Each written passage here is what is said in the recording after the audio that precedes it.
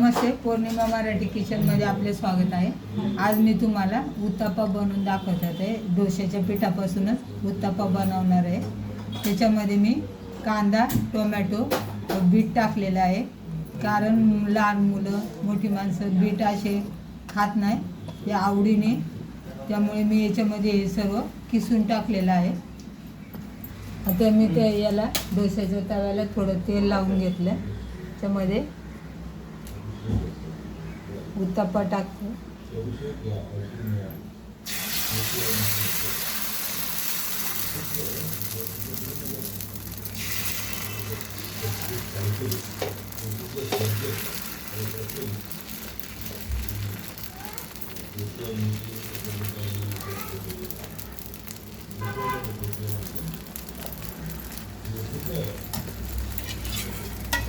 मी आता वाफ काढते, गॅस स्लोवर ठेवलेला आहे।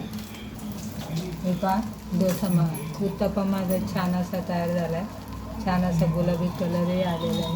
हे पहा, इडली, चटणी आणि डोसा उत्तप्पा बनवून तयार आहे। इडली छान अशी सॉफ्ट झालेली आहे। हे पहा,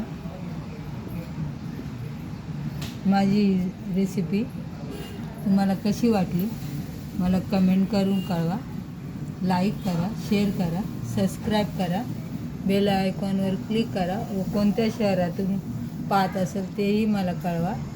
धन्यवाद।